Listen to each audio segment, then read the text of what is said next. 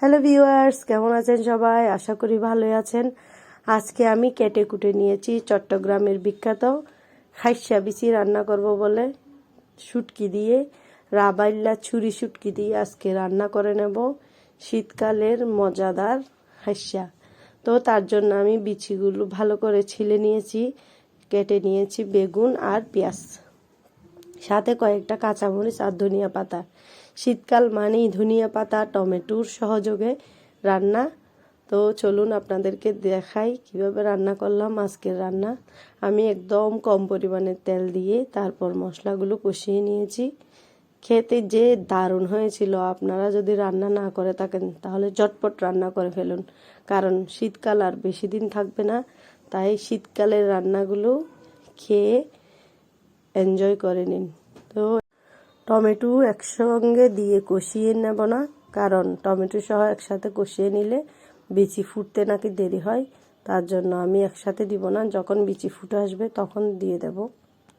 মশলা কষিয়ে নিয়েছি। আমি মশলার মধ্যে দিয়েছি আদা বাটা, একটু করে জিরা গুঁড়া, মরিচের গুঁড়া, হলুদের গুঁড়া আর দিয়েছি ধনিয়ার গুঁড়া। এগুলো দিয়ে ভালো করে কষিয়ে নিয়েছি। কষিয়ে নেওয়ার পর দিয়েছি একটা তেজপাতা আর কাঁচামরিচ তো আছেই। তারপর বেগুন সহ দিয়ে একটু ভালো করে কষিয়ে নিয়েছি ঢাকনা দিয়ে। তারপর কষিয়ে নিয়ে দিয়ে দিয়েছি,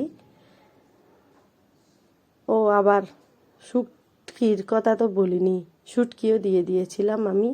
একদম পেঁয়াজ সহযোগে ভেজে নিয়েছি, ভালো করে ভেজে নিয়েই মশলা কষিয়ে নিয়েছি।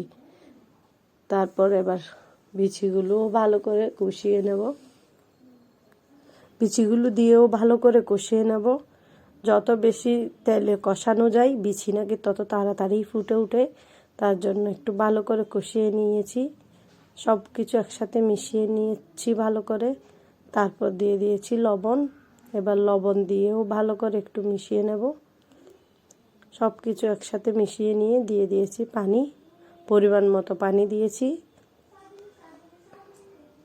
কারণ এখন তো নতুন বিচি, তার জন্য ফুটতে দেরি করবে না, তাই একদম কম পানি দিতে হয়েছে। দেখুন বিচি আস্তে আস্তে ফুটতে চাচ্ছে। এখন এই পর্যায়ে দেখুন একদম ফুটে গলে গিয়েছে বিচিগুলো। এই পর্যায়ে দিয়ে দেব টমেটো আর ধনিয়া পাতা। এর থেকে বেশি গলে গেলে আর ভালো লাগবে না, একদম ডাল হয়ে যাবে। টমেটো আর ধনিয়া পাতা দিয়েও একটু সিদ্ধ করে নেব, টমেটো সিদ্ধ হয়ে আসা পর্যন্ত। টমেটো দিয়ে মেখে খেতে আমার অনেক টেস্ট লাগে, তাই আমি টমেটোগুলো একদম গলিয়ে ফেলবো না। সিদ্ধ হয়ে যাবে কিন্তু আস্তই থেকে যাবে। অনেক টেস্ট হয়েছিল, আপনারা একবার রান্না করে খেয়ে দেখুন বেগুন দিয়ে খাইসা।